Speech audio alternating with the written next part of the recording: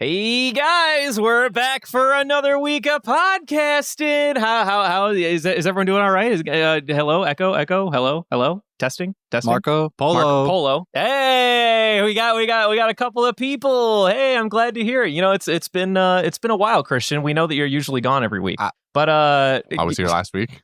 I don't know. No, we know yours are going. But I have a confession for the team at home. Oh, Yeah, I need to let you guys know. I actually didn't watch this week. In fact, I don't think I've ever actually watched these 3 sets of episodes. For those keeping track at home, I've seen the entire series, but these 3 episodes specifically, I've never seen.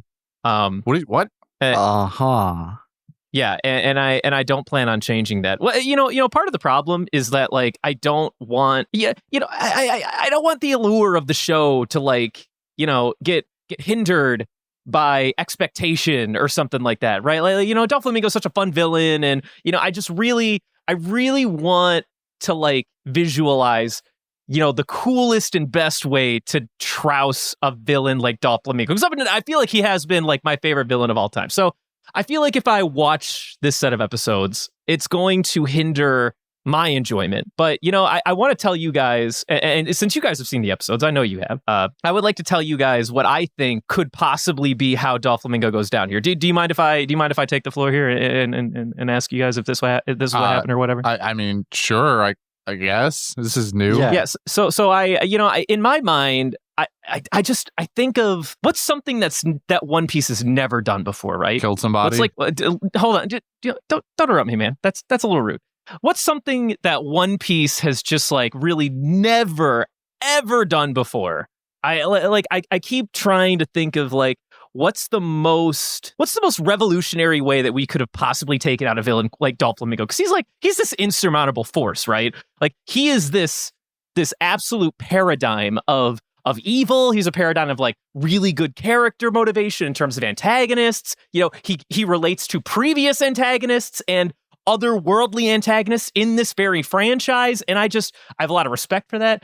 You know what One Piece has never ever done when beating a bad guy? They've never made Luffy's fist a lot bigger. I think the best way that we could possibly take Doflamingo out here is if they gave Luffy a really fucking big fist. What do you guys think? What do you guys think? Do you think I'm on the money? Do you think I'm sort of behind on this? Well, there's 2 things I want to say here.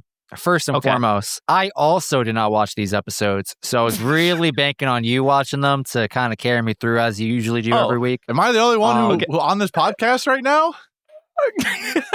Christian, you're interrupting. That's rude, man. Come on, I'm talking sick. Yeah, that was really fucking rude, Christian. Can we be professional here? Get some decorum in here. Anyway, back to my point. Thank you. So this is number 1. Number 2, I think you're onto something. I have personally, never seen Luffy go double X big. You know what I mean?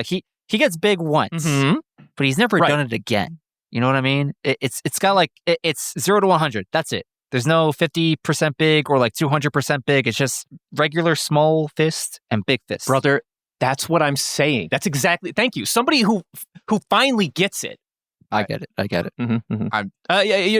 Christian, do you have words? I'm surrounded by fools. Well, I'm sorry, I'm not following. Why are you surrounded by fools? What? Explain. Why am I the only one here watching the episodes? Well, listen, we got jobs. There's a lot going on this week. Your responsibilities. This is a joke, right?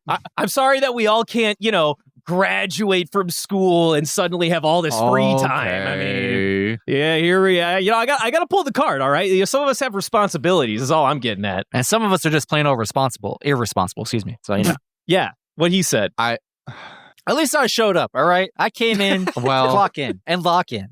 You showed up, but do you have anything to contribute? That feels worse to me than just not Christian, showing buddy, I always have something to contribute. He just contributes. If anything, all I hear is you in the back being like, "You guys suck." What's your contribution to this? My contribution. I watched the fucking episodes. well, fine, but tell us what happened. I did. Tell us summary. He makes his fucking fist bigger. Imagine that. Wait, he did? Yeah. He actually did that? Yeah. Whoa. Totally never done this before. Hold on. Yeah, I might need to go leave and go watch the episodes really quick. I actually did think beyond my wildest dreams that's actually what it is. You're not joshing me. Like, that's what he did, right? No, not joshing, or no, that's not what happened. I might need to go watch these episodes really quick. Guys, I'm going to be right back. Maybe somebody should read the summary for me while I go. Yeah, let me read the summary as the only one who bothered to show up for real this episode. All right, yeah. I can't believe he made his fist bigger, man. That's incredible. 3, 2, 1. That's it. Time's up. Luffy's hockey is back, and now the birdcage is finished, baby. Wait, where is he? Where's Luffy? He's supposed to save us right now. Gats gets on the mic and assures the citizens that Luffy is coming. They just have to believe. He's then immediately impaled by Doflamingo. The resident dictator proceeds to continue his psychological warfare on Rebecca and Viola. Viola tells her to close her eyes and to forget this moment. As a puppeted Rebecca tearfully takes a swing at her aunt, we hear a familiar sound cue and a hard-headed Luffy appears before our eyes. Law evacs Rebecca and Viola, leaving Dofi and Luffy to their final confrontation. Both men acknowledge that they're standing on their last legs, but Dofi clearly has the advantage. Doflamingo batters Luffy through his limited defense and eventually strings him up. As Luffy loses control of his body, he relents how suffocating Doflamingo is and enters Gear 4th for the second time. The two fly into the air, and Luffy bets everything on one last punch as per usual, having to contend with not just the shield of spiderweb, but also 12 hockeyed up string tentacles. Luffy thinks back to his time on Ruskaina. What does he do when his giant fist isn't enough? Make it even bigger! With the heavy-handed King Kong gun, Luffy knocks Doflamingo out of the sky, erupting the ground below. The heavenly demon who reigned above everyone is now beneath it all. The birdcage begins to dissipate, and everyone rejoices. Many reminisce on both the horrors Doflamingo inflicted over the course of 10 years, but also the feeling of hope Luffy gave them. And on the sidelines, away from everyone, Kiros cries real tears for the first time in a decade. Where do we go from here? Stick around to hear our speculations and tune in next week to see what happens. One, great job reading the summary. Great job reading the summary. 2, I have 2 notes, but go ahead, Justin. I hate that you read my fucking titles, you asshole.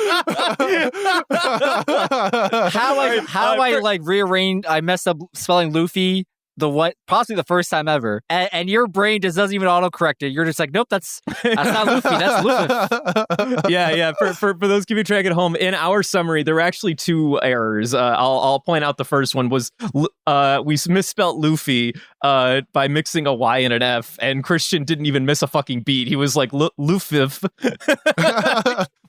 What a fucking guy. I also want to make sure, because I'm sure we'll have the naysayers in the back. It wasn't 12 hockeyed up string tentacles. It was 16. That number plays a very important role at some point later in the story. So I just want to make sure that we're very clear. There were 16 strings that attacked Luffy in the final confrontation, not 12. You're lucky I got to double digits. I pulled that number out of my ass, all right? Didn't even check. I really am the only one who showed up. Listen, this week. I was writing it, and I was like, 12 sounds right. 12 sounds right. Well, it was 16, big guy. It was 16. Listen, I was only 4 off, all right? That ain't so bad. You know, you're not wrong. Honestly, you were only off by 25%. Exactly. Those are pretty good odds. That's a passing grade. Depending on the context. Depending on the context, 75% of the time, I'm correct. That's pretty good. I just came back. I just got done watching my episode. I can't believe that happened, by the way. What a fucking insane turn of events. I can't believe I've been holding this off for so long. But we I think we did it. We got to the end. Christian, we did it. Hey, it didn't take 12 more episodes. You're right. Are you happy? Are you unhappy? I am. I'm very happy. How are you feeling, big guy? This is great. Yeah. Okay, like, hold on. We don't actually think the fight's over, right? Oh, it's definitely over. No way. Bro, there was a whole zoom-in shot on Doflamingo's palm. I may not have seen a twitch. Well, that's but the anytime point. I've seen that kind of frame on my screen, that dude's coming back. That's the point, is that for the 87th time, we zoomed in on his palm and expected it, but it didn't happen. So now we're done. I'll give you the more definitive evidence. The glasses are broken. I was just gonna say the glasses are broken, dude. There's no shot. It's over. Absolutely, beyond a shadow of a doubt. We made it. We went 3 rounds, and only now did the glasses break. It's over. Beyond a shadow of a doubt, he's out. He's out, knocked out cold. For sure. Unless. Christian. What if Christian? But he didn't. But he's at the bottom of the ocean now. But what if Christian? What if he had the ability to fix his own glasses? No, I'm sure. I'm sure he does. I'm sure those strings can put anything back together. I'm sure those strings can put anything back together. No, I'm just messing with Leo you, man. tries so hard to be Doflamingo, but his power just can't keep up. I was just thinking the same thing. So, the Doflamingo is just like Leo plus Banshitty. Plus, insert, I don't know, like 3 other people here. Okay, I know you just said Mon Cherie, but in my mind, so it took me like 2 seconds to parse that out. But for a split second, I thought you said Bon Shitty. And like I was immediately triggered. He was immediately on the defensive. He went, I'm sorry, what? He's like, what the fuck did you just say? What did you just say to me?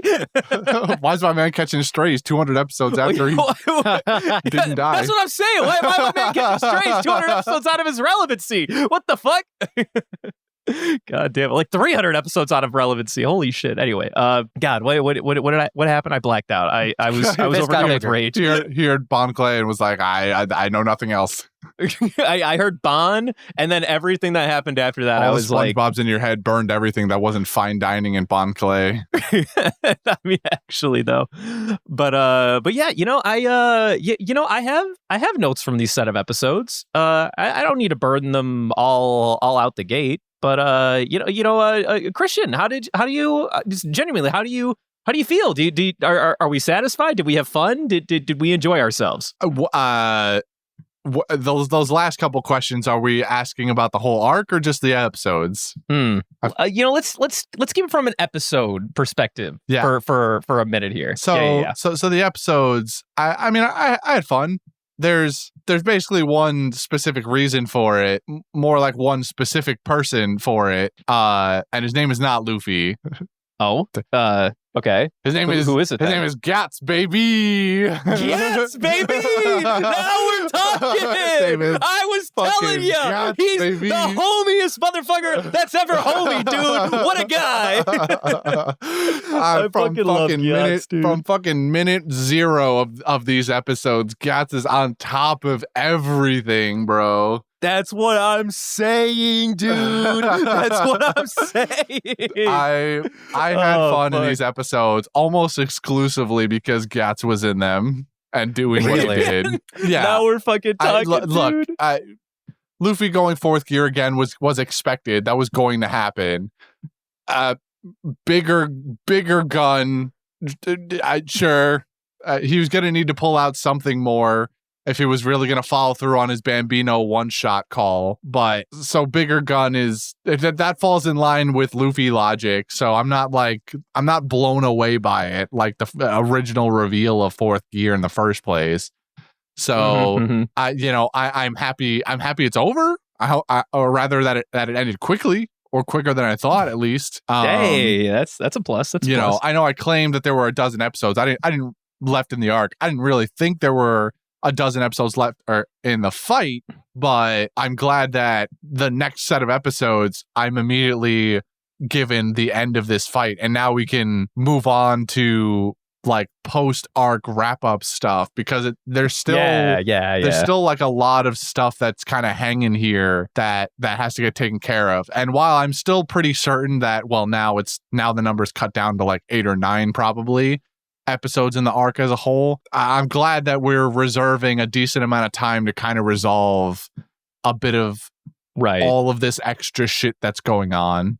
So yeah, I think that's important to express to the audience if they're unaware. So this set of episodes was one episode devoted to Gyat's hype and then Luffy eventually winning the fight, and then an episode and a half devoted to just like the sheer emotional relief that is everyone finally realizing that Doflamingo is fucking down for the actual count for a change. Keep saying that.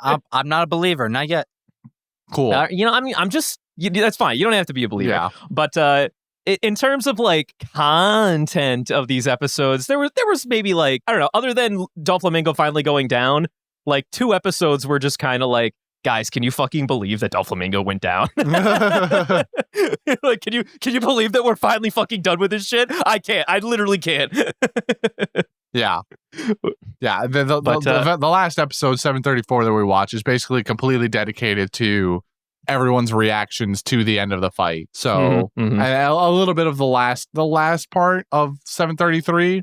So, but the first, yeah, you're right. The first episode is very much just Gats hyping the crowd up for Luffy's return, and then Luffy one-shots the next episode, and then everything else happens. You know, I just, it's, you know, I'm kind of here for the episode and a half to like 2 episodes of like, you know, I don't want to call it falling action. I mean, it is falling action, but it's like, you could call me a criminal, but maybe I'm just too emotionally attached to stupid characters in this franchise. I can admit when I'm wrong. I am okay with reliving flashbacks selectively when it comes to reminding the audience, especially in a titular moment such as these, when everything is finally done, where we can re-relate with the characters at large on the plight of their people over the course of this.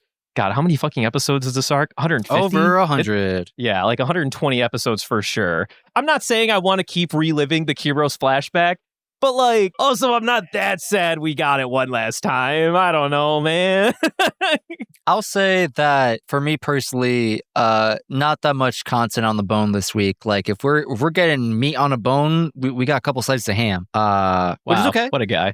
Which is okay. But like there's a lot of fluff this week, and that's okay. This is all, as you said, this is all falling action. Like not much happened. It's a lot of panning around the city of gotta stop the strings. Gats is trying to play universal cheerleader. Then we move on to the final blow of it all, and then the last episode is really just reminiscing on it all.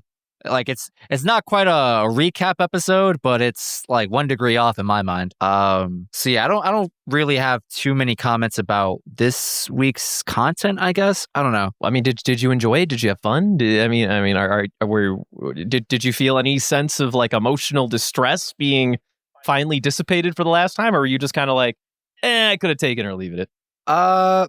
I wish I forgot to go back to find the quote for this, but one of the more compelling moments was when Luffy is he's kind of like getting his shit rocked by Doflamingo, and he's, you know, put up on some strings. He just has like his own like little internal monologue or whatnot, and he just shouts at Doflamingo about how suffocating he feels. Just like one, because he's strung up, and he's that part specifically happens when he's in when he's in 4th gear. He uses 4th gear to break out of it, but you know, it's probably after he mentions the suffocating line specifically happens when he's in 4th gear. I know that. Yeah, okay. Yeah. I did know, or well, at least in the dub, that's how it went. I didn't know if maybe in the sub, no, it's the same. It like covered it twice or something. Mm-hmm. Okay, yeah. So, and in the dub, the whole like he's suffocated by how Doflamingo is as a person doesn't happen until he's about ready to throw his punch from 4th gear. You are right about all the like flashback remembering things that he's doing, though. That is when he's strung up. That line is pretty good. That made me feel something. Mm-hmm. Yeah, I mean that's a great line. Yeah. I mean it's like, I'm suffocated by you, Doflamingo. Like this birdcage is literally just a literal embodiment of everything you are to this country. You just sit there and constantly compress and put walls up to keep people from living their fucking lives. It's not even that the birdcage is going to kill him. It's that you literally just put walls up for everybody. You cage people. And it's fucking suffocating. Yeah. I like that. You know what's interesting, it's a very though? palpable thing. Yes. Doflamingo's in the birdcage, too. Oh, wow. Look at this guy. Look at this fucking thematic and philosophical motherfucker. Doflamingo's trapped in his own cage. Yeah, but I'm not stuck in here with you. You're stuck in here with me. No, that's just what Christian's saying is that it's not you that's trapped in here with me. It's me that's trapped in here with you. That's what he's saying. Mm-hmm, you understand the thematism? Is that a word? Thematism here? Thematicness? Thematicness. We're going to go with thematicness. The theme. Well, I like thematicness better. Yeah. Or thematism, because that sounds thematism. The thems. Thematicism. Thematicism. The thems. But I like the way he put that. You know, actually, I want to take this opportunity. So I do have a couple of notes for this set of episodes that I feel like would be a little criminal if I didn't bring them up. So number one, in terms of like theme and just overall like storytelling funness that is Oda and how he, writes and characterizes people. You know what I find very fun and fascinating about this particular fight here? So it's no secret that Dressrosa is a very paralleled arc to Alabasta. We have a warlord who's our big baddie. It all deals with, whether or not it's the warlord trying to take over the monarchy and take over the country in general. And the way we beat Crocodile is that he was a shadow organization that, as Luffy defeated him, he quite literally forced his ass from underground and shown him to the light. That was like both a visual and thematic defeat, in that, number one, it was Luffy beating Crocodile, because, Luffy was beating Crocodile. And number two, he was taking the guy who was quite literally trying to take over a country from the shadows and literally thrusting him into the light. This is a little different. This is the guy with a god complex who's already won the country. And in Luffy's, I don't know if he's doing this on purpose. This is more just Oda, like, writing characters and villains in a fun way. Doflamingo thinks he's on top of everybody all the time. He quite literally thinks he can walk all over everybody. And how does Luffy win the fight here? It's still a warlord. It's still talking about a nation. He, of course, punches his ass so far down into the dirt that he has no choice but to literally eat every grain of fucking dirt on the way down into all the way to fucking hell. And that's another fucking thing that's really funny, is that he was, of course, known as the heavenly demon. Well, where do demons belong, folks? They belong in fucking hell. And that's where Luffy threw this motherfucker. That I find this in both a fun. I find this to be both fun in terms of like literal, like, okay, Luffy came out on top, he beat the bad guy, but also like a very visceral and visual form of like, I guess, narrative and storytelling and like climax, that they took this motherfucker, the Doflamingo being the heavenly demon, and they quite literally threw in your face, we are bringing this guy down from the heavens and into the dirt, which is the exact opposite to how they treated Crocodile. And I just find that very fun in this set of episodes, and in this the way that they resolved this fight here. It's always something that kind of tickles me. I talked about it in excess. Christian, we're getting really close to where you can start listening to spoiler casts. I can almost tell you. Well, is that true? That's probably not entirely that's true. kind of not true. No, he got a long way to go, buddy. That's pretty not true. Well, I'll say this. In the episode with Leaf and Melanti, not Melanti, Melanini. McLeany? Leaf and Snort. Yeah. Brutalini. That's the guy. In the episode with Leaf and Snort, we did cover basically up to the end of this arc exclusively, and then it wasn't until Justin and I came back. I talked about this exact same shit in that very spoiler cast. So that's what I kind of mean when I say, like, we're getting kind of close to where you can listen. The reality is you can't if you want to listen to the whole episode, but if you want to listen to like snippets, you're like kind of close. I'll make a super cut for you. Oh, that'd be great, buddy. we're like practically there. Just don't forget to put the Metal Gear Solid bit in there still too. I love that. Yeah. Don't, we'll keep the Metal Gear Solid bit just for you, man. Thanks. The sound of those ass cleeps will keep you coming back for miles. Don't worry. Sorry, ass claps. Sorry, the sound of those ass claps will keep you coming back for miles. Excuse me, I don't know how to speak today. But yeah, I talk in excess about how much I love that, because I do think that it's a very fun and visual and visceral form of storytelling. The only other big note that I want to put in here, and I feel like, this set of episodes marks a very interesting point in the anime. No, maybe not the only time it's been an interesting point, but so at this point I started reading the manga full time, and something that I find fascinating here is the amount of power scaling conversation. Before I read the manga, can you guys guess how often I was exposed to One Piece power scaling conversation? I'm going to just answer for you. Literally never cared, never crossed my mind.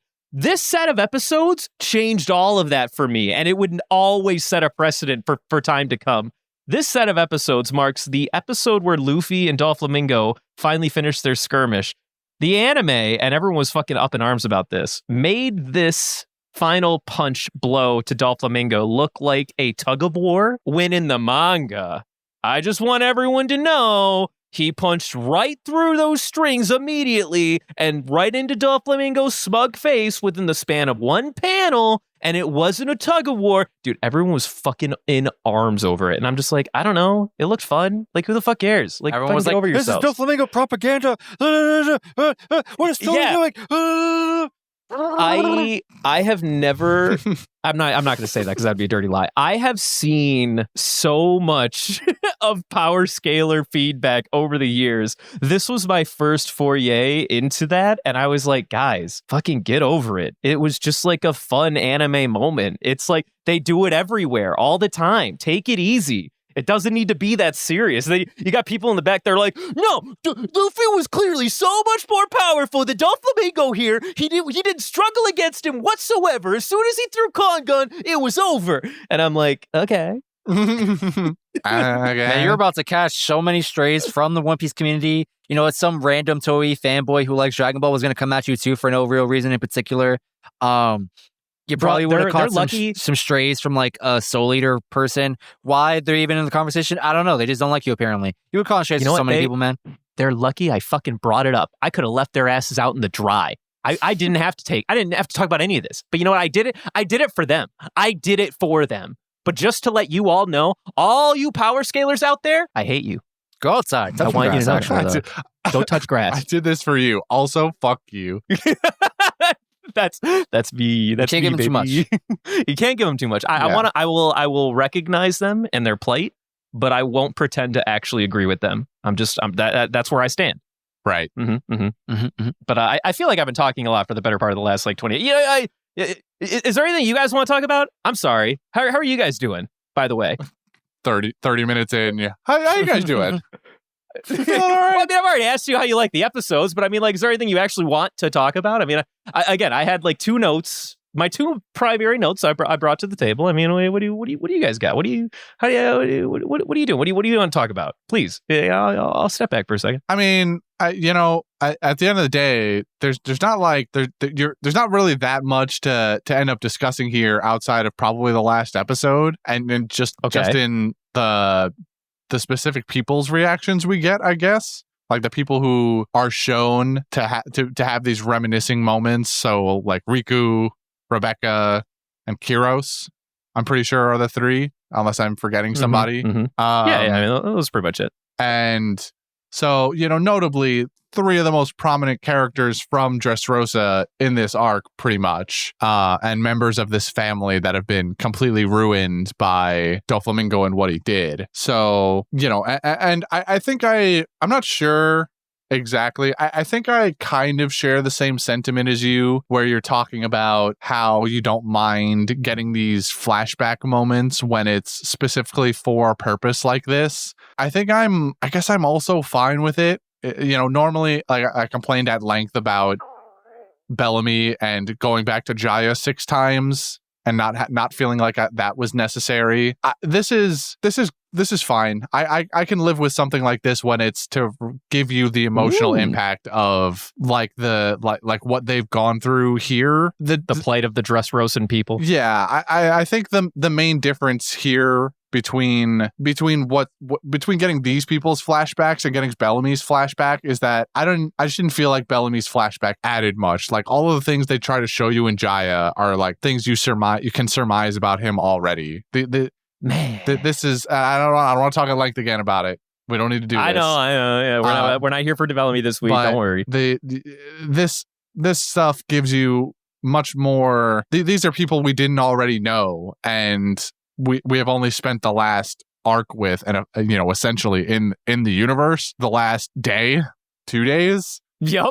That's another really good point. Finish your thought, and then I'm going to ask you a question really quick. So, in the scheme of the show, this makes more sense to me just because you're getting something out of these flashbacks where, I mean, especially Kyros is the most potent, I think, and maybe Riku's, because Riku is the king and he's going through. We're seeing the downfall of the kingdom again, which is not necessarily new, but Riku has a bit different dimension to him than the first time you see him. So and then there's, I mean, Rebecca, we've spent the entire arc with. Rebecca, maybe like it's necessary because she's the third member of this family outside of Viola. But she's been the prominent one throughout the arc, so it makes sense that she would have one. I don't feel like Rebecca's series of flashbacks specifically adds too much, other than the components, and this goes across all three of them, just the components where they're remembering their interactions with Luffy/Lucy and how that sort of has impacted them. That's like the really important part to me of going through this again, not necessarily like the where they came from before part, like how Doflamingo fucked them all over. That part's a little less important to me than the things they specifically remember about their interactions with Lucy. I'm gonna almost call him that, Lucy for real. Luffy. you see, it's fucking becoming indoctrinated. It's contagious. Yeah, I think their remembrances of Luffy are of more importance in these moments in this episode. So that's my thought there. I think a part of me is a little bit just looking to the future. So these episodes were just I don't know, they didn't hit for me. I'm really just looking for the things to come. But I did really like two things. One, when we pan back to the situation concerning Viola and not Scarlet. What's her daughter's name? Rebecca. Thank you. You got it. I found that really compelling, just because I'm like, damn. Just once again, I said this the other week, but I was like, damn, this motherfucker evil. Like, imagine you're just like, damn, I'm about to kill my auntie. That hit, by the way. And the just Viola's response to the whole situation of like, Rebecca, just close your eyes and pretend this never happened. I'll never be upset at you. Like, that was gut wrenching for me. I was like, oh, this girl didn't have enough trauma. She's about to add another 10 years of therapy to her life. And then I didn't remember exactly how Luffy came back into this fight. Like, I forgot like Room was the way it happened. So the entire time I was like, where the fuck is Luffy? Where the fuck is Luffy? And in my head, I'm just thinking like, he's going to bust through a wall and punch Doflamingo in the face, and then he's going to lose control of his strings or whatever. And then we get shambles, and that was pretty cool. We get hockey-covered forehead. That was a cool moment. You know what you did, Justin, without even realizing it? What'd I do? You said the room where it happened. The room where it happened. The room where it happened. The room where it happened. I'm sorry, continue. I didn't mean to cut you off like that. So when a Hamilton moment strikes, you have to jump at it. I get it. I mean, I did it to Christian like a couple weeks ago, so I can't blame you. Yeah, I respect it. So I really like that moment. Yeah, no, I enjoyed that as well. No, I thought it was. I mean, this is really the reason why I like this arc. Is I feel like Oda did a really good job of, at the very least, like writing relatively compelling side characters for us to give a shit about. Because from arc to arc, we always have like the princess / the line that we use to like give a fuck about the nation at large. Yeah, the law of the arc, if you will. The law of the arc, if you will, in fact. And in this arc, I don't know. I mean, I'm not saying he really he made something really revolutionary and unique. He stuck to his guns and just made another princess, aka Law, aka several people in this arc or whatever. But yeah, I have a good time with the themes of using the local royalty when they don't fucking suck ass, because you can also have royalty that sucks ass in a nation be the through line. And I always think it works out here. I enjoy this writing through and through. I want to say that is something of a I don't know, Oda, when it comes to like calling out political figures, he is either like really like on the head with it when you look at someone like fucking Wapple, right? Like Wapple's just a shitty guy through and through. Yes, agree. But Oda doesn't necessarily like comment on political systems in general, or I don't know. It's like super subtle. Like as far as I can remember, Oda's never said out loud through One Piece that like monarchies suck. It's more about like particular monarchs that suck. You know what I mean? Absolutely. No, he writes, for the most part, he writes bad people and makes his audience decide if the problem is the people or if the problem is the power structure. Yes. Which I think is important, because that is the kind of commentary that we need when we try to, say whether or not a certain structure in, our daily lives or in real life is the problem, or if it really is just people who are abusing it. he does not call out specifically that all celestial dragons are bad. He just writes really fucking shitty people that happen to be celestial dragons, to be completely fair.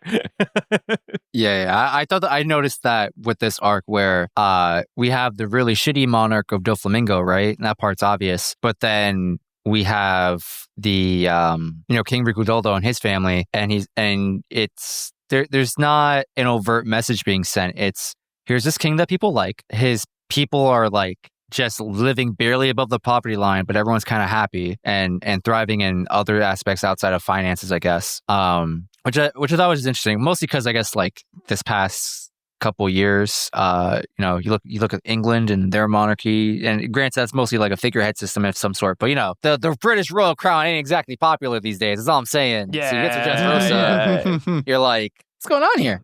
Yeah, it's an important question. I speaking of important questions though, I do have a question for Christian. One more question. So, Hello. we're finally at this point. Doflamingo's finally gotten eaten. Got eaten. He finally ate the dirt that he so rightfully deserved. Do we think we're gonna get an update on the Sanji crew, or what's going on there?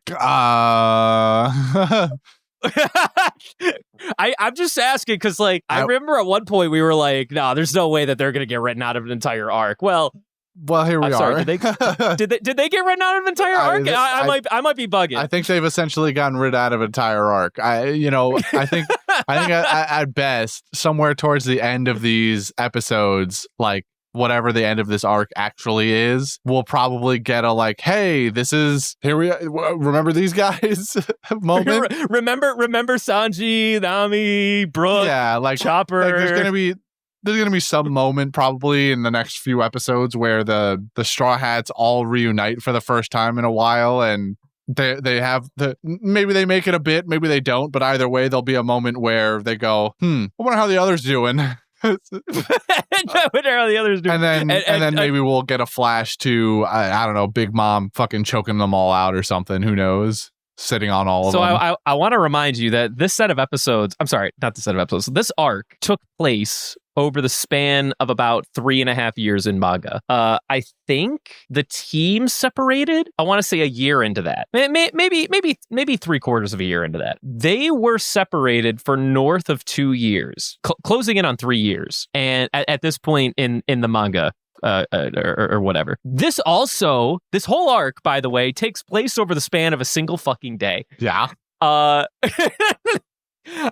do we feel about that as something to palate that for whatever reason we now have I want to say like 20% of the whole franchise up to this point take place over the span of one fucking afternoon. People graduated, Brendan. People graduated. I came as a freshman in college, and people graduated by the time Dressrosa finished, man.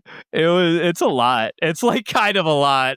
Yeah, I mean, it's like we're at roughly, as it stands right now, a little over 100 episodes of this arc. There's probably a total of 120 episodes-ish. So we're sitting on basically 2 years of the anime. And that's not including any type of potential breaks taken or other things that could have happened. Yeah, I have no idea if any of those exist. So yeah, the 2 years in anime time and 1 day in the show, in the show's canon, and so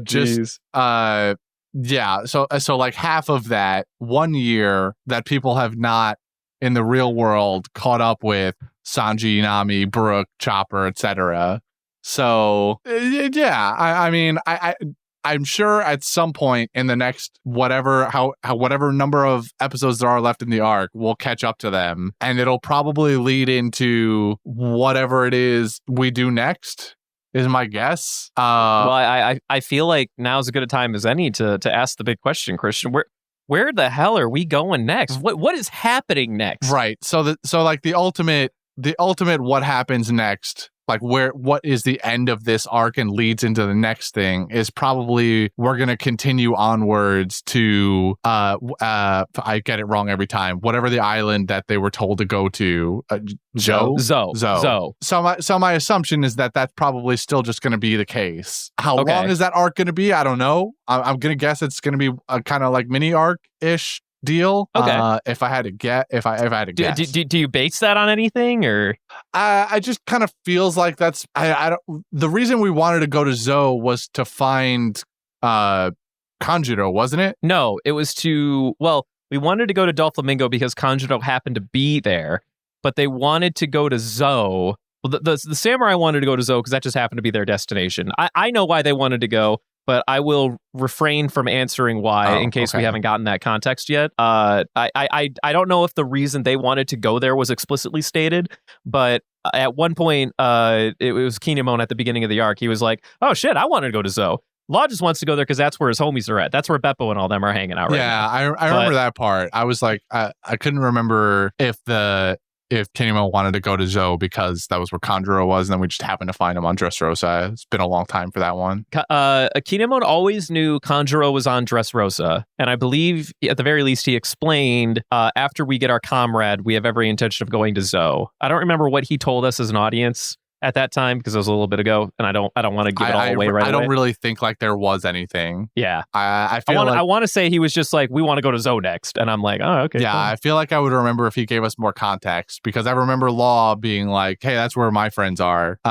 So if I remember that, I feel like I would remember something more important that Kanjuro or Kinemon said. So yeah, I mean, we're definitely going to Zo then. We have two different reasons to go, and I mean, do you think are we sticking with Law here?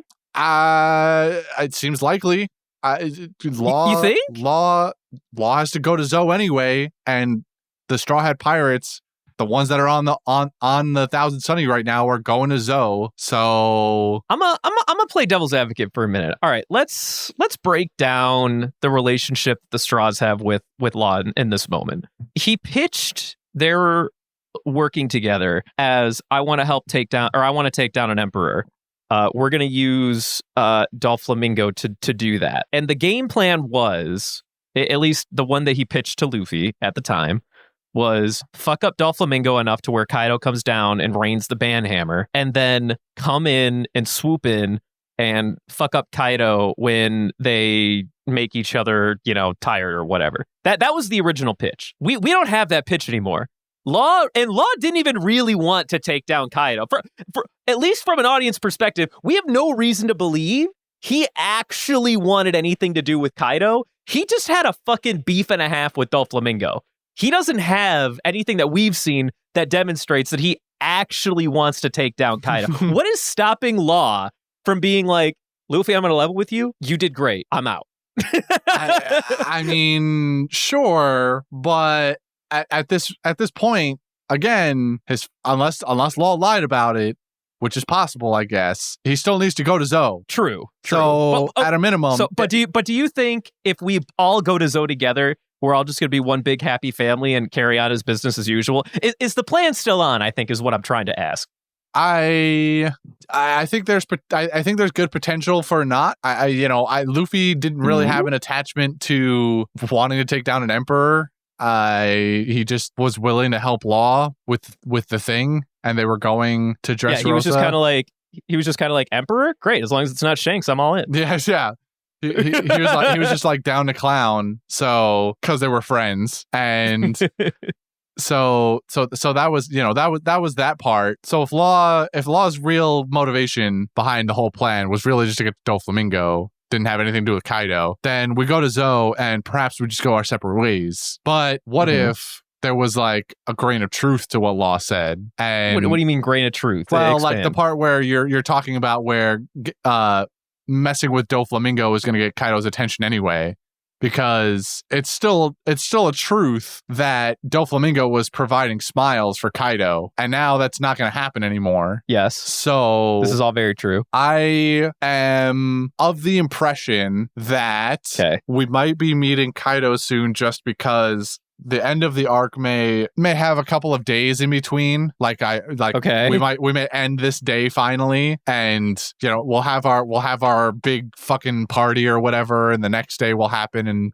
maybe even a couple of days because Luffy might be out for a few. Who knows? He's worked hard. If he was in a Gear 4 coma for the next 3 days, I wouldn't be surprised. And in that time, Kaido learns about what the fuck happened here and starts mobilizing himself. Maybe not himself, but perhaps an officer. But either way, in some way, I feel like there has to be some kind of reaction out of Kaido sometime soon. We may not see it by the end of this arc. But if we're gonna go to Zou, something may happen on Zou where we get word of Kaido doing stuff. So that's like my ultimate prediction for like what's next, I guess. Gotcha. So we think let me ask you straight. Do we think Kaido's the next big baddie? Well, no. No.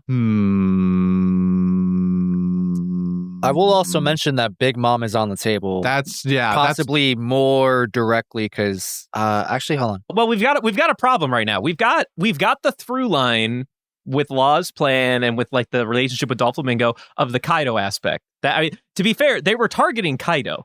However, Luffy already picked a fight with Big Mom back in Fishman Island, and Big Mom is currently trailing the other half of the crew. Right. So right. Which is why it seems more likely that Big Mom is probably next because her through line extends further. But as in earlier, yeah, slightly. like it started like Big Mom is introduced earlier, and we like she becomes part of the plot earlier because of her two officers showing up in Fishman Island. So right. I think it's and also her literal immediacy in threatening the Thousand Sunny and who's there right now. So it seems like Big Mom is more likely to be the absolute next big bad. Okay.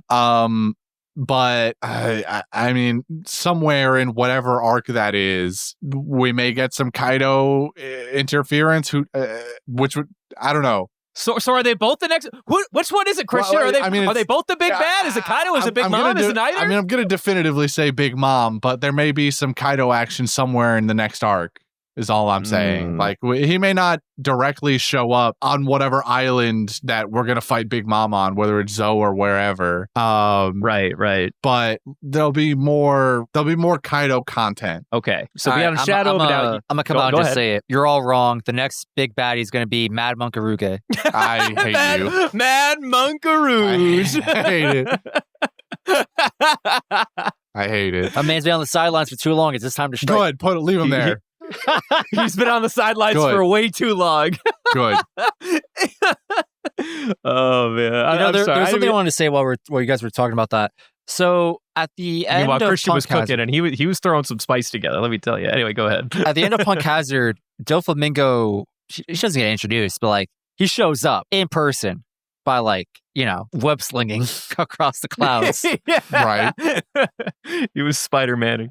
And so I can't help but ask myself the question of, does Kaido pull a similar stunt of, my dude just shows up in person? He's like, yo, which one of you guys is fucking with my business? I mean, it's likely, I think. What if he shows up to dress Rosa proper and then he goes like, wild. Which one of you fucking did it? And then Fujitora comes out of nowhere and goes like, I'm sorry, who are you? It gets dealt with. That's probably, well, I don't know about dealt with, but this is Fujitora's first and last arc in the franchise. We gotta hold another election. On, I like this guy. Don't do this to me.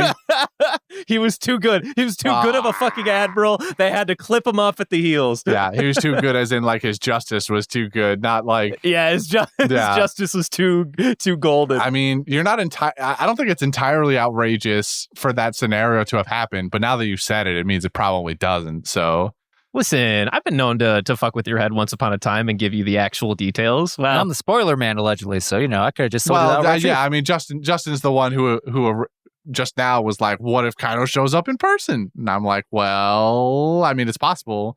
It's either I'm lying to you or I just told you the whole truth. Which one is it? He does have a bad habit of literally just telling you what happens. I've called him out on it several times. That is true, yeah. But maybe, I don't know. He does do that. Maybe he's better.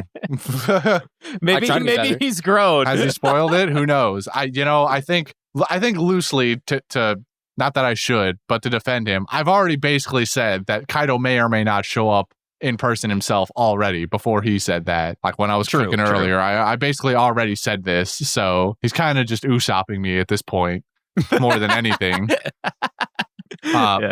So that's kind of my feeling on Kaido situation, I think. So long and short of it. Okay. I respect it. I'm I like these takes. I think you've substantially cooked. Yeah, I can appreciate that. Thank you. Speaking of the Marines, what do we think happens with them? Yeah, I guess this is the next big question, right? Is what Fujitora has to make some sort of decision here about reporting what the fuck just went on, basically. So it's interesting. I want to say that his brand of justice lets him let Luffy and company go is probably what I'm going to say. Now, they may have a tough time retrieving Doflamingo to arrest him from whatever pit of hell he fell into. But I think at the end of the day, Fujitora recognizes he had already placed his bet in Luffy winning this fight anyway. So I think, and being the only one who can save this country, relinquishing that duty, which should be his, and giving it to Straw Hat. So I think there's really no way that Fujitora decides to arrest Luffy after this, because it would just feel so... Oh? It would feel against his character to me. I don't... You think? Would it though? I feel like it would. Let me ask you this. What about his character do you feel like is being infringed on if he arrests Luffy here? Because, I mean, he very... nearly arrested Law on the spot, even though he sussed out Doflamingo almost right on the get. He never arrested Doflamingo or even tried to arrest Doflamingo because it was his position that him and the rest of the Navy had no right, essentially abolishing the reign of Doflamingo here in this arc. At what point is his character being infringed on if he arrests Luffy here? Well, on the topic of not arresting Doflamingo at that specific point, it's more in line with him recognizing that it's twofold. One, it's recognizing that at that moment if he tried even, he would be met with so many obstacles to that there's just kind of no point, even if his justice does call for it.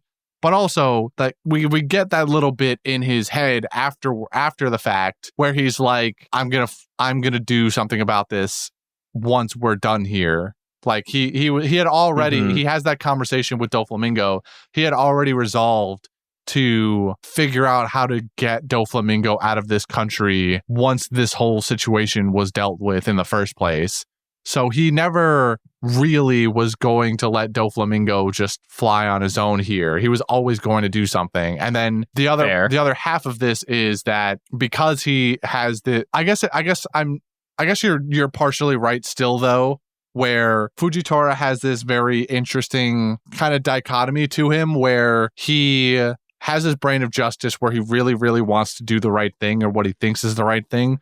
But he also has a tendency to still just follow the rules, even despite the fact, because I think he plays it to the fact that he's a newer admiral and doesn't have as much experience, so he just kind of like falls to the rules sometimes. So there is truth to what you're saying, I think, but in my head, my Fujitora, the one that I drew up. The Fujitora in my head that lives rent free,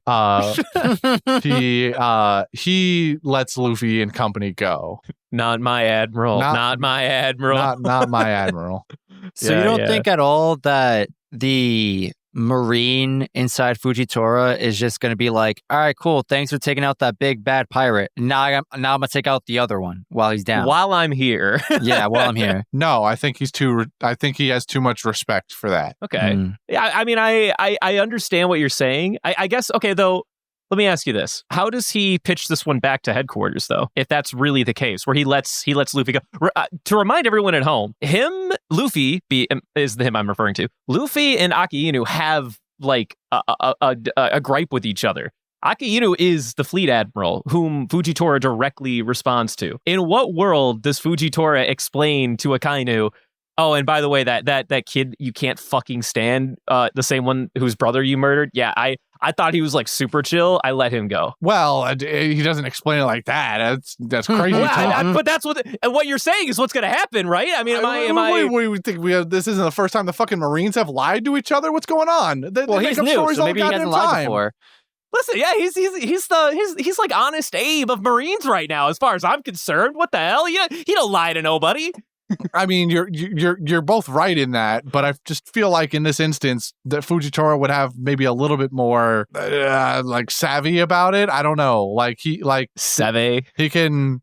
I hate admitting that there's a lot of truth in what you guys are saying right now, but I just feel like that even Fujitora, the guy who I just described as the follow the rules guy, would maybe break the biggest rule of lying to his boss. yeah, basically. No, he's gonna go back to Akainu and be like, "Oh, I'm sorry, man. I didn't even know he was there. I'm blind." Luffy never heard of him. I was on Dressrosa. No, he's gonna be like, there was this weird motherfucker. His name was Lucy the whole time. Is that who you're talking about? I know there's a Lucy I was there. at the Coliseum and I watched him. Oh, I think Brendan cracked the code. Yeah, I think he's got it. Yeah. Oh fuck! Oh, I love this idea. I'm sorry. I feel like so far this has been the grill Christian episode for what's going to happen next, but I hope you don't take offense to it, Christian. No, I mean it's great. I love cooking sometimes. That's what we got. The people love when I cook, especially when I'm right, because apparently it happens often. But when you're wrong, it's a big sigh of relief. You crack a few codes. I'm not going to lie to you. You crack a couple codes from time to time. You beat a couple eggs open. So I've been told. I've yet to find out what some of those eggs are, but in due time. It's still baking in the oven. Don't worry about it. But in the meantime, I'll ask, what do we think is going to happen with the Revolutionary Army while they're here? Also, are the Blackbeard pirates going to play more of a part, or is it just Burgess on his own? Is he even dispatched yet? Nah, I don't think the Blackbeard. They're done. Well, I mean, they're done for this arc, I hope. I think this is really just like Burgess was here. They were planning to get the powerful devil fruit. And so Blackbeard left Burgess to do this himself. And that's just going to be the end of it, I think. I don't think there's really a world where the Blackbeard pirates make more of an entrance into this. There's already too many goddamn players with Big Mom there, potential for Kaido. And then if you throw the Blackbeard pirates in the mix, it's just too fucking much. We're not about to start a second war right here on this put together highland. This could be it. We could be starting the final war right now. Shot. You don't think so? No. Christian, we've been telling you for years that we're on the final saga where we're at in the story. What if it started here? What if this was it? Insane. Unbelievable. He says unbelievable. No chance. Insane. Unbelievable. All right. Well, I tried. Yeah. I refuse to believe that the final saga started here and is going to end like 600 episodes later, because that's where we're heading in the show right now. I mean, half the show, the final saga. That's what you're trying to convince me of, bro. I'm telling you for years. Everything that happened prior to this has been Oda just adding shit to the table. We haven't. The original plan was the 4 emperors. We haven't started there yet. Do you understand what I'm saying? Everything up until now has been his fucking preamble. Everything. Right, but it's never called. They're still broken up into different sagas, though. I mean, none of them are anywhere close to 600. I'm just saying. This could be it. This could be where the series really started. This was from here on out is the plan that Oda originally drew up. I could believe you there. Just don't call it the final saga. All right, that's fair. I don't want to fucking Attack on Titan this shit, dude. Like the final season, part 4, have to get from somebody. Section 3, subtext 7. Like what? Well, what you're not considering is that you're not considering the copium that we have, that we've been in the final saga. Yeah, you're right. That's what you're failing to recognize, the amount of copium we might have. For sure. Listen, I'm just gonna say it like this: 1, Attack on Titan happened. The final season, part 4, right? That happened. But before that, something had to precede it. I'm saying that's One Piece. Before One Piece, there was Inuyasha. Inuyasha base had however many seasons, and then there was also Inuyasha, the final saga. It was still continuation. They had to make a whole new quote-unquote show or season or whatever called the final saga, and who knows how long that ran. I'm just saying, there's presidents here, all right? This could be the final saga. How many? There's president here, not to be confused with precedent. There's president. Well, how many episodes of that are there? I don't know. Yeah, I could tell you. I bet you there's not that many. The original Inuyasha that I watched was like 150, maybe 170 or something like that. Right. So Final not saga ran for a while. 600. Some say it. Yeah, not It sounds like the final 700. saga of Inuyasha was an average One Piece arc. One Piece just scales it harder. We're just yeah. time One Piece is just so fucking. One Piece is kind of wild when you think about it. But forget all about that. 150 Forget all about that. episodes. Here's my final, allegedly, Go ahead. but most important go question. Ahead, go ahead. Do we have the typical end of arc party celebration on Absolutely. Dressrosa? Keep in mind that the crew is split up, which has not happened before. Well, we haven't had a party when the crew is split up. Mini party. two- That is true. That is true. Dressrosa is poor. Dressrosa. Well, wow.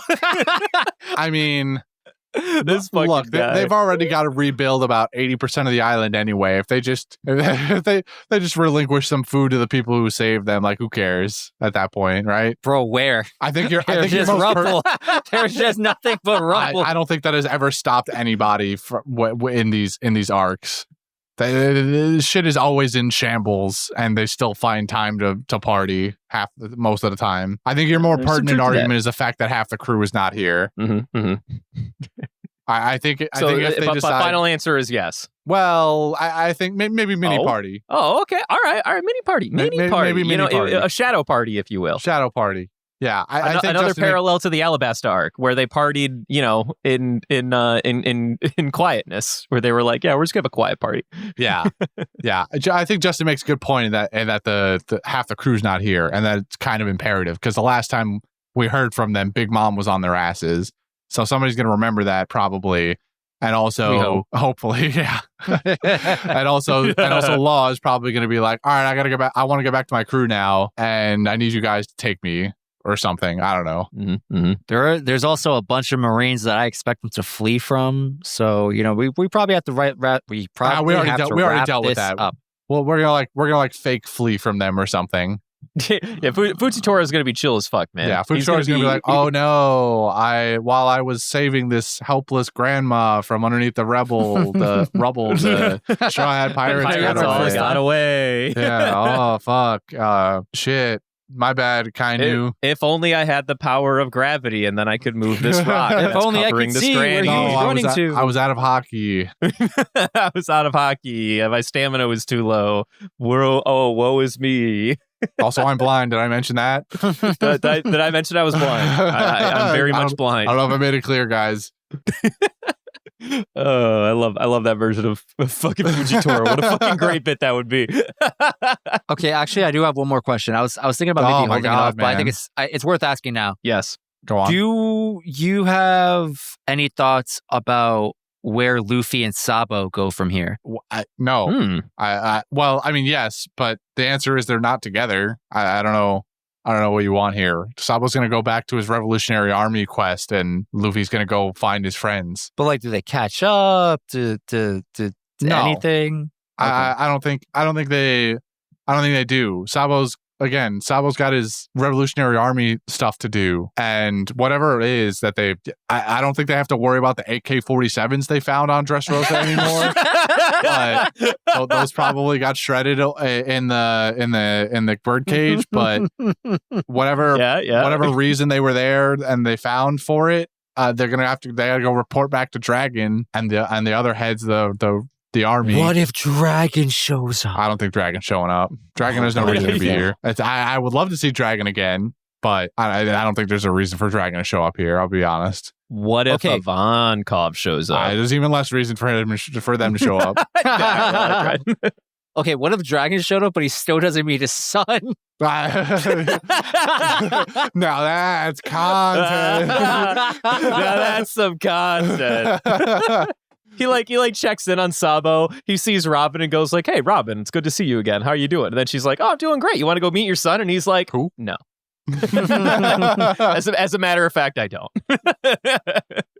Oh, dude, what if? I think that's actually. I don't even get any Dragon. Sabo and Koala and Hack are going to go about their Revolutionary Army business, and that's just going to be that. They'll say one final goodbye at some point, and that'll just be it. They'll go their separate ways. We'll probably meet up with Sabo at some point in the future, and then that'll be that. Mm-hmm, okay, I respect it. All right, do we feel like we're there? I feel like we're there. We're finally there. All right, fantastic. You know what time it is? It's time for me to tell you what next week's going to be. Next week is going to be 7:35 to 7:38. Moving on to quotes. Quotes. What do we have for quotes this week? I mean, someone say my quote about suffocating. Yeah, no, that's a baller quote. When Luffy's calling out Doflamingo and saying like, I can't stand even just to look at you. It's suffocating to watch you exist. Yeah, like that's pretty good. I like that a lot. I have two quotes. Okay. The first one comes basically at the beginning of 732 or somewhere kind of close. It's from Barto when we're back to stalling the cage and everything. He goes, "Every time these hands and feet back down, our defeat in this battle and sure demise inch closer. Prepare yourselves and keep hanging on." And then like all of the other gladiators basically tell him to shut the fuck up so they can concentrate. But I just love my man Barto, and he said something inspirational, so I got to give him the shout out. The other quote comes from my boy Gats. Yeah. Is the scenery that was outside the cage a town that's been sliced up, or a free land where no one will manipulate us anymore? Damn, what a line, Bart. What a line. Gats, not what Bart. A banger. I also have a couple of quoties from my boy Gats this week. Yeah. Of course, the one being as Gyatso is being as like dying, and after the final punches occurred, he's like, the announcer has to declare the winner of all fucking people. Like, come on. and then he starts talking into the ringer. He's like, people of Dressrosa, look to the sky. The birdcage is down. The winner is. And then like every time he says the winner is, like he's struggling to like say the words the winner is. And I'm hearing dumb like throwaway lines from the back of people like, fucking enunciate. Come on, Gyatso, you can do it. Yeah. Nope. I love all that dumb shit. And then we also take this time to like start doing the flashbacks for the other characters. Yeah. Like this is, I think, King Riku's flashbacks start at this point. It's pretty fucking good. I love the joke that every single time Gyatso goes like, no, and then everyone's like, what did you say? Hey, buddy, we can't hear you. You gotta use diction. Speak louder, talk closer to your microphone. like all those throwaway dumb lines are all fucking gold. At some point, I thought the two girls are with her were gonna say it for him. Honestly, well, they were even like, "No, we it's okay. You don't have to do this." And he's like, "I have to do this. I have to fucking do this." This whole fucking moment, this whole bit with Gyatso is like fucking gold tier for me. I love this. I have to take narrator Kun's job just this once. This is my only chance to be relevant. Otherwise, fucking Bill Jenkins is going to take my job again, and I'm not going to have it. I'm sorry. And then my final quote is, of course, the winner is Straw Hat Luffy or Lucy or whoever the fuck he said. I don't even remember. Did he declare Lucy or Luffy the winner? I don't even remember. Sure Which one was it? I'm pretty sure he says Lucy. Yeah. Incredible. Great gag. Yeah. I love you, Gats. Even better. You stole my heart yet again. I declare the winner be Lucy. What a fucking dumbass. Everyone loved that. Everybody loved that. All right, that's it. That's my whole quotes. All right, moving on to Golden Hand. I mean, you all know my pick. You all know. I feel like I didn't have one coming in here, but I feel like I know who it is now. You definitely know who it is now. That's what I'm saying, buddy. That's what I'm saying. I'm retroactively more angry about losing numbers now because fucking Gyatso could have been a 2-time Golden Ham winner, dog. That's what I'm saying. 2-time Golden Ham winner, Gyatso. 2-time Thank you. Golden Ham winner, Gyatso. What a fucking guy, dude. It would have been great. Would have been great. Would have been incredible. Instead, flopping Law. Instead of everybody do the law. Everybody do the law. Crashing. Yeah. The only solace is that he still makes it into the thumbnail twice. Assuming Jordy makes the one that Justin you put in the chat here, the thumbnail. Yeah. That's a big if. That's a big if. That is a very big if. All right, Justin. I believe it's your turn. It's my turn for fan mail. Hey, we got a quick email from Arliss. I wrote a response to them already, but the question is mostly for me and you, Brendan. Long story short, Arliss writes, I'm on episode 940 and I'm having trouble finding motivation to keep going due to the fluff.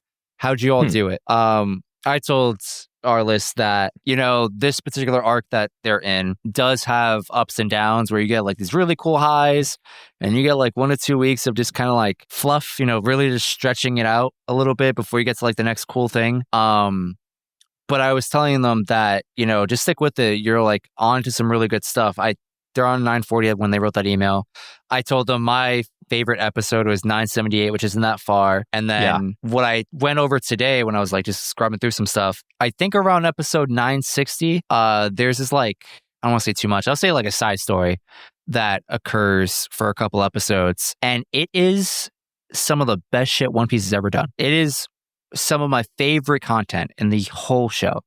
I think largely the content in that side story is what makes that arc like so high in my mind. It gets pretty. It focuses on this character I really like. It's fun. That's what I always said about it. It was like the most fun I've had as a consumer of One Piece during that time. So Arliss, if you're listening and you get around to episode 960, hang in there. I promise you, it's going to all be worth it. I think my only recommendation for somebody that suffers from this, I myself also suffered previously from One Piece fatigue. If you can believe it, I would say I can read the manga all day, but the anime I do actually think kind of I need a breather from sometimes because of how the fluff works, and that's not without giving any specific episode numbers. I feel like, and this isn't going to help someone like Christian who's only watching the anime, but we're already kind of doing it. Pace yourself, I think, is the number one rule. Don't be trying to watch and binge like it's only a show with 50 episodes and you're in and out quick adventure, because when you go in with the intent to binge, you expect to get to a finale quickly, and when you don't, you're going to be disappointed. I think that one of the benefits of doing our weekly watching the way we do is that we're not always we're always anticipating that it's that we're just going week to week with like a little bit of content here and there that we can either be surprised that we're getting more or disappointed we're getting less, whatever. I think binging is inherently toxic to your general well-being inherently. I think that everyone could benefit from just like binging less. And if you are somebody that's struggling watching the anime, you can always switch to the manga. And I always feel like you can binge the manga and not have the same feedback until you get to the end. And then you realize that when you're reading weekly, you're like, well, that sucks. That does still happen. Yeah, right. But I don't know. I definitely know the fatigue that is watching the anime. But I think especially now, like I'm watching all of these episodes that I otherwise completely skipped from the sub perspective in dub, and part of what makes the dub so easy for me to digest is that I only ever get 10 episodes at a time. So the most I can binge is 10 episodes, and then I have no choice but to be like, all right, well, I gotta wait now. I think that's helped me a lot really appreciate the episodes that I do have, the ones that I otherwise was not excited to watch back in the day that are in these like high numbers or whatever, like Dressrosa and the arcs that are to be viewed or whatever. So binge less, I think, is my recommendation. Yeah, I agree with that. Take a break. It's not a race. Like you do not need to finish One Piece for anybody but yourself. You're enjoying the story. Keep it that way. Don't drive yourself into the ground to the point where you're like, okay, I'm tired of One Piece, because you might end up like Christian and you just never go back to it. Mm-hmm, yeah. Mm-hmm. Don't be me. It also helps when you have friends that are like, hey, Christian, you're going to watch One Piece with us, right? And he's like, my God. But yeah, good luck with your journey. No rush. I hope you're enjoying it. Sasha, dude. Moving on from that, Patreon shoutouts.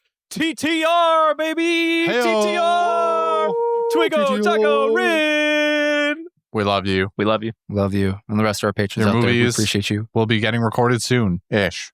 Mm-hmm. Mm-hmm, mm-hmm. Mm-hmm. And we also love the rest of our patrons. We just only shout out the ones that pay us the most because we're sluts, I guess, when you think about it. I mean, definitely. I don't have to think about it very long. Them's the rules, all right? Them's the rules that we drew up. Don't think about it too hard. All right. So that brings us to the after action where we play fun games and everyone loves it. It's Garb Gab time. Let's go, baby. Is it though? But you know what? I've decided that this week, because I'm only ever here every other week, and so I don't get to have fun with Brendan all the time. So I've decided that this week I brought the grab bag. Oh, Damn. Oh, you did? I brought the grab bag. Yeah. See this? See, look here, buddy. Here it is. Oh, it's beautiful. There's the label and everything. There's a label and everything. You better pull out something good. It's the grab bag. I can't believe it. You look just as good as the day I lost you. Okay. Go on, buddy. Reach on in. Thanks, bud. Feel the velvety goodness. Oh, it's Christian. I think the slips they're silky. Yes, they the are. Slips are silky. That's right. Oh, I can't believe it's a brand spanking new grab bag.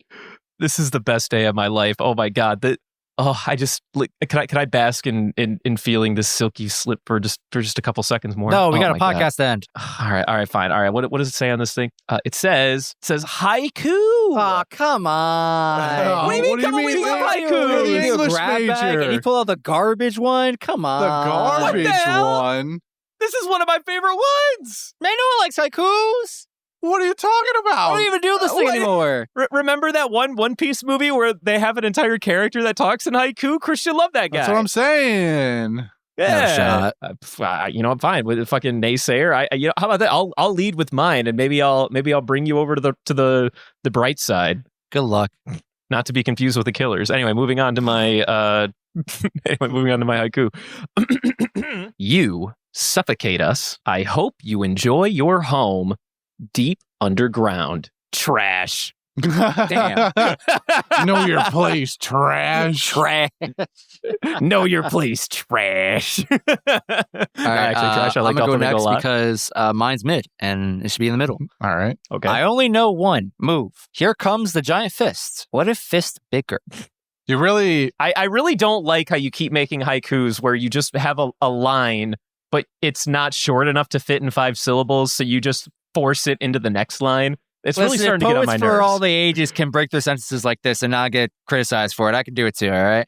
But it's just not really in the spirit of a haiku. I mean, I got the 575. I don't know what you want about, the spirit of the haiku really is just the 575. It kind of doesn't matter at that point. All right. Well, I'm going to let you know it pisses me off. We're the ones kind of breaking normal convention on haiku by making actual sentences out of it, right? Traditional haikus much more open to interpretation and less flowy like a normal sentence. Anyway, while you guys were sitting here and we pulled the haiku grab bag, I came up with 2 haikus and really I just couldn't decide between either of them, so I'm gonna read both of them for you.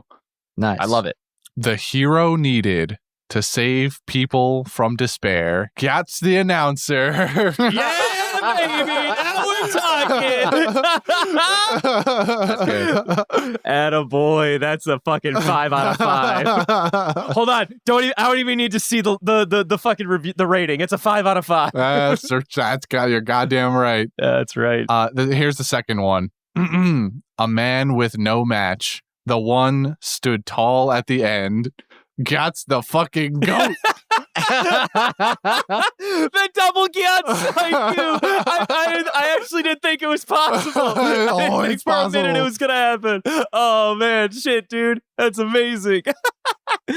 Oh man, I love what we do here. Shout out, really shout out do. 1 syllable names of hype characters. Shout out to 1 syllable names of incredible characters like Gats. Oh shit, that's amazing. I'm so satisfied. Thank you, Christian. Me too. Thank you. You're welcome. Good job. Great gab. Great garb. Actually, that was bag and grab. It was a bad grab. Anyway, before we do the thing, there's something I forgot to mention last week, so make sure I do it today. For those who are not on our Discord or haven't paid attention to our socials recently, we are announcing that we are doing a live recording on July 8th. So that's our normal recording times on Mondays at 7 p.m. Eastern Standard Time. For all you Australians out there on the East Coast, that is 9 a.m., I believe, for you guys the next day. So that'll be a Tuesday for y'all. Anyway, July 8th, we're doing a live recording. We have a special guest. We haven't announced them this time. We're going to leave that surprise. Ooh, So, a tease. Feel free to speculate. Ooh. Justin not spoiling something? Oh, it's so Justin not spoiling? Don't get too excited, all right? I don't I'll want to probably over deliver. I accidentally don't say it want next to time. under. Watch Mojo top 10 times that Justin didn't spoil. Spoiler, it's a list of 1. Number 1. Number 1. This video is 30 seconds. Man, I should make my own Watch Mojo video of top 10 spoilers. That you've done? Like a retrospective of spoils you've made in this podcast. Absolutely. Actually, that sounds Somehow pretty good. Could you do that? What's going to come up as like the number 1 though? It's going to be my fucking spoiling of Blackbeard. Yeah, that's a good bit. Yeah, you should totally do this, Justin. Absolutely. And then do what he just said. and then do what I part said. of the plot. Yep. But now that's out of the way. Time to do a thing. That's my job. Thank you for listening to us today, tonight, tomorrow, whenever.